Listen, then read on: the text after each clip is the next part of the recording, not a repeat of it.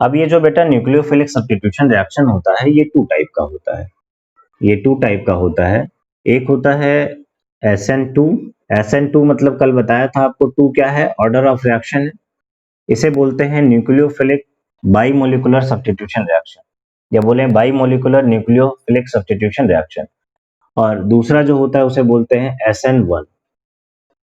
इसे बोलते हैं यूनिमोलिकुलर न्यूक्लियोफिलिक सब्स्टिट्यूशन रिएक्शन। ठीक है ना। तो यहाँ पे ऑर्डर ऑफ रिएक्शन 2 आता है और यहाँ पे ऑर्डर ऑफ रिएक्शन 1 आता है। ठीक। अब SN2 कैसे होगा, इसके लिए एक एग्जांपल लेके चलते हैं और पूरी बात एकदम इनिशियल से समझते हैं। ठीक। अब मान लीजिए हमारे पास एक एल्किल हैलाइड है CH3Br टाइप का। CH3Br टाइप का एक एल्किल हैलाइड है और इसके ऊपर एक न्यूक्लियोफाइल अटैक कर रहा है। मान लीजिए OH- इसके ऊपर अटैक कर रहा है। OH- इसके ऊपर अटैक कर रहा है। ठीक है। हमारे पास एक इसे क्या बोलेंगे, सबस्ट्रेट। क्या बोलेंगे, सबस्ट्रेट। और ये क्या है, न्यूक्लियोफाइल। ठीक है ना। CH3Br है, उसके ऊपर OH- अटैक कर रहा है, तो क्या बन जाएगा, अभी पूरा मैकेनिज्म लिख के देखेंगे हम लोग। बनेगा CH3OH प्लस Br-। इतना तो एक बार देख के समझ में आ जाती होगी बात कि ये वाला रिएक्शन ऐसे बनेगा। ठीक है। अब यहाँ पे क्या होता है कि अगर हम इस रिएक्शन का रेट लिखें तो कल बताया था आपको कि रेट इज इक्वल टू क्या हो जाएगा, के क्या है, एक कांस्टेंट है जिसे रेट कांस्टेंट बोलेंगे। चाहो तो आप प्रोपोर्शनलिटी का साइन लगाओ, के नहीं लगाओ। ठीक है। तो क्या हो जाएगा, active mass of the substrate. Substrate कौन है, CH3Br। Active mass of the substrate into active mass of OH-। Active mass of OH-। तो ऑर्डर ऑफ रिएक्शन निकालना चाहोगे तो ऑर्डर इक्वल टू कितना आएगा, 1 + 1 आ जाएगा। कितना आ जाएगा, 2। इसका मतलब कैसा रिएक्शन है, बाई मोलिकुलर। इसीलिए कहते हैं बाई मोलिकुलर सब्स्टिट्यूशन रिएक्शन। ठीक है। ऑर्डर ऑफ रिएक्शन क्या हो जाएगा, 2 आएगा। डिफाइन करना चाहें तो कह सकते हैं the nucleophilic substitution reactions in which the rate of reaction depends on a both substrate as well as on nucleophile। कहता है the nucleophilic substitution reaction in which the rate of reaction depends on a both substrate as well as on nucleophile is known as bimolecular nucleophilic substitution reaction, that is called SN2 reaction। ठीक है बेटा, क्या इतनी बात आ रही है समझ में।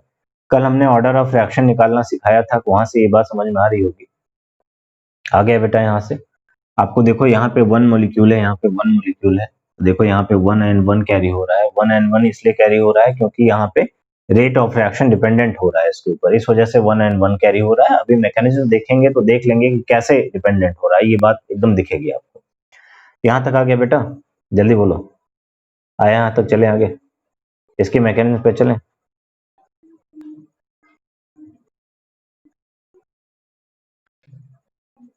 इसकी मैकेनिज्म पे चलें, ओके। कोई दिक्कत तो नहीं किसी को बेटा, ठीक है। ठीक है, चलिए इसकी मैकेनिज्म देखते हैं। SN1 रिएक्शन, SN2 रिएक्शन की मैकेनिज्म देखते हैं कैसे होती है। अब देखिए,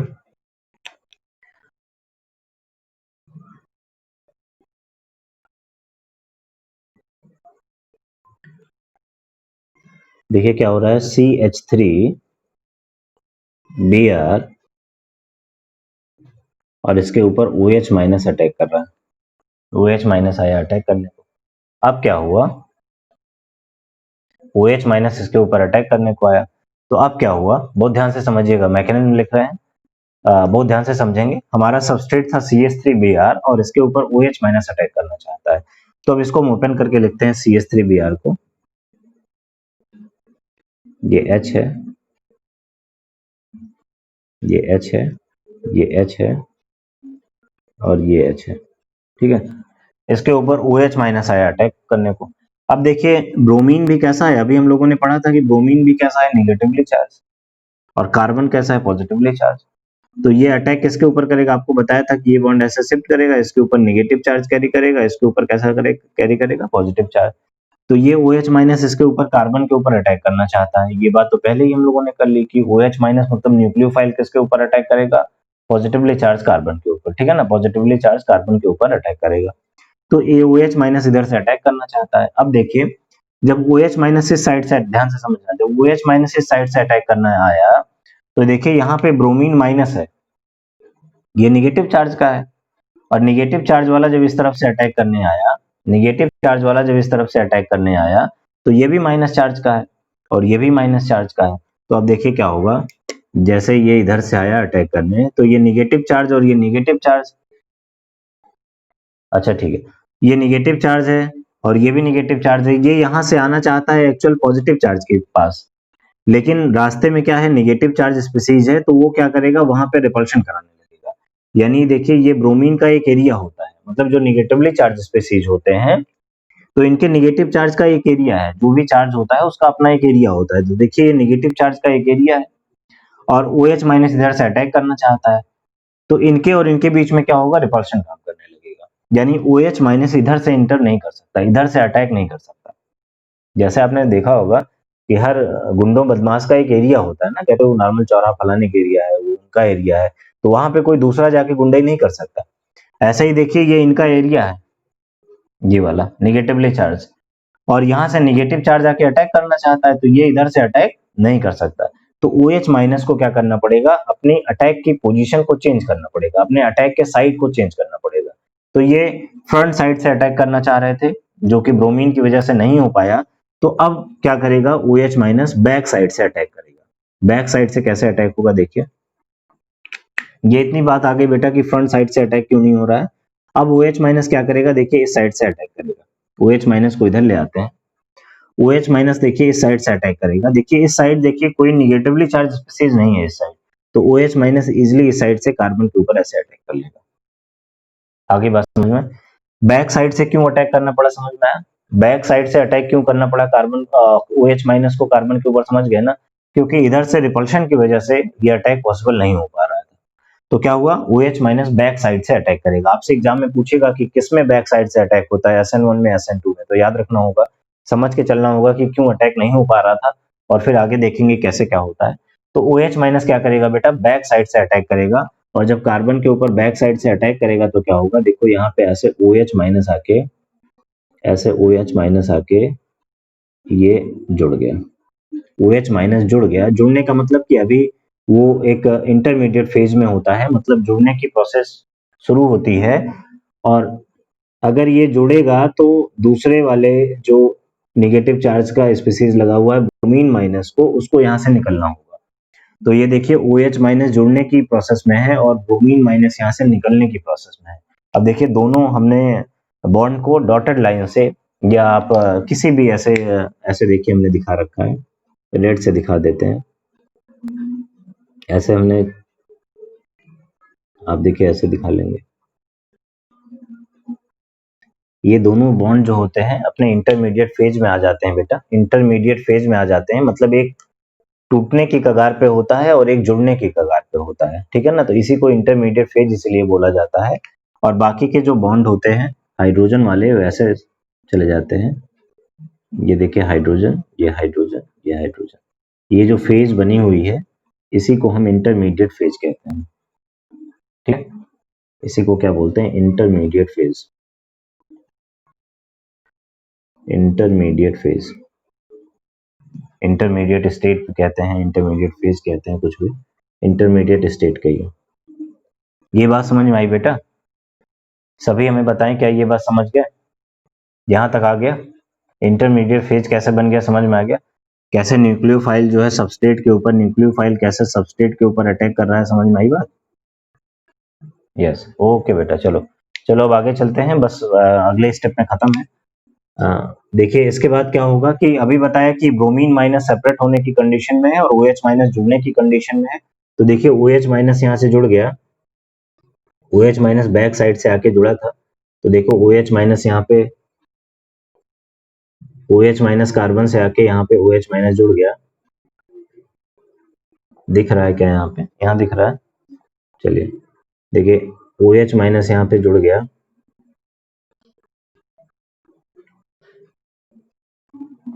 और ये ब्रोमीन यहाँ से निकल गया, और बाकी के बचे हाइड्रोजन देखिए उनका कॉन्फ़िगरेशन ऐसे हो गया, ये बन गया COH, CH3OH बन गया, CH3OH का फॉर्मेशन हो गया, CH3OH का फॉर्मेशन हो गया, ठीक है बेटा।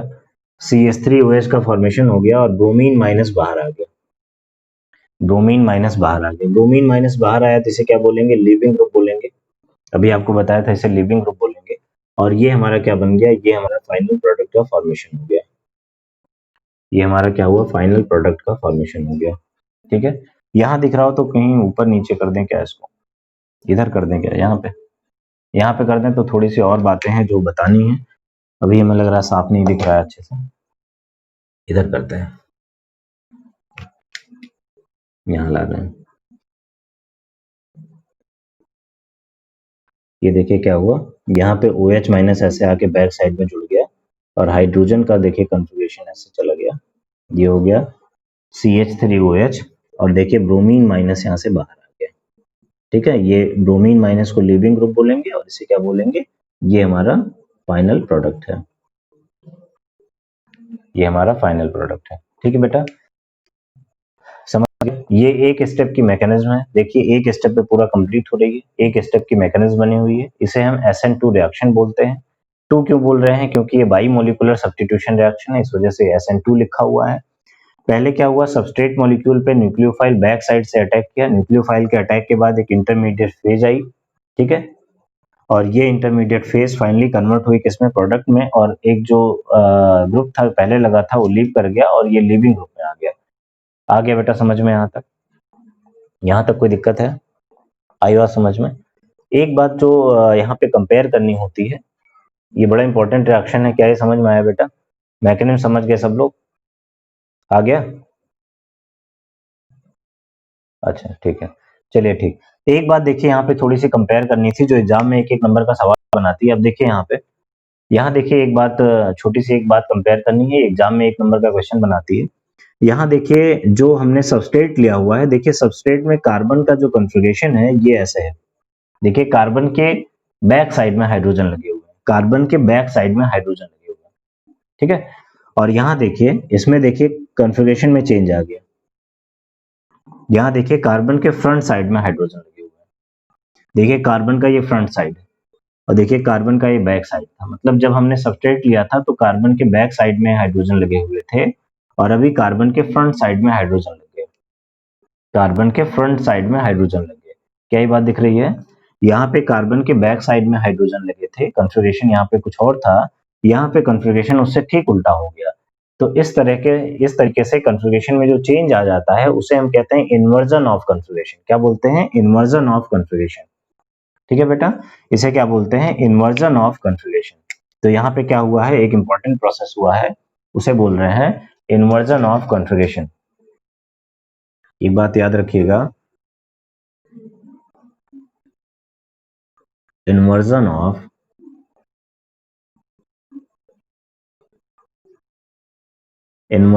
कॉन्फ़िगरेशन। आ गया ना? इन्वर्जन ऑफ कॉन्फ़िगरेशन सबको देखना चाहिए, मैकेनिज्म अपने आप देखना चाहिए। तो एक बार जब दिख जाएगा ना तो आपको याद रहेगा हमेशा, अपने आप जब बनाओगे एक बार बन जाएगा ना तो अपने आप याद रहेगा कि कहाँ पे इन्वर्जन ऑफ कॉन्फ़िगरेशन आया हुआ था। हमें लग रहा है समझ गए होंगे कायदे से बात। और इसी इन्वर्जन ऑफ कॉन्फ़िगरेशन को हम लोग वॉल्डेन इन्वर्जन कहते हैं। क्या बोलते हैं? एक वॉल्डेन इन्वर्जन, इसी को हम एक नाम देते हैं, दैट इज कॉल्ड वॉल्डेन इन्वर्जन। अब आपसे पूछता है कि इन्वर्जन ऑफ कॉन्फ़िगरेशन कहाँ पे आता है, वॉल्डेन इन्वर्जन कहाँ पे आता है, किसमें वन स्टेप की मैकेनिज्म होती है, किसमें कॉन्फ़िगरेशन चेंज हो जाता है। तो सारा कुछ यहाँ पे आपको दिख रहा है कि कैसे कैसे क्या होना है। ये भी पूछेगा कि इसमें बैक साइड से अटैक होता है। देखिए सवाल कहाँ कहाँ से आते हैं, पूछेगा बैक साइड से अटैक किसमें होता है, इसमें या इसमें। तो बैक साइड से अटैक SN2 में हो रहा है। ठीक है, एक स्टेप की मैकेनिज्म किसमें होती है, तो SN2 में होती है। अभी आप इसमें देखोगे इसमें 2 स्टेप की मैकेनिज्म होगी, तो एक स्टेप की मैकेनिज्म हो रही है। कॉन्फ़िगरेशन क्या हो रहा है, उल्टा हो जा रहा है। कॉन्फ़िगरेशन क्या हुआ, इन्वर्टेड हो गया, तो इन्वर्जन ऑफ कॉन्फ़िगरेशन आ जाता है। ठीक है बेटा, ये थोड़ी बातें हैं जो याद रखिएगा। और ऑर्डर ऑफ रिएक्शन कितना आता है, 2 आता है, यानी बाई मोलिकुलर रिएक्शन होता है। ठीक है, तो ये सारी बातें आप यहाँ पे इतनी याद रखिएगा, ये एग्जाम में बहुत ज्यादा पूछी जाती है। ठीक, ठीक है बेटा।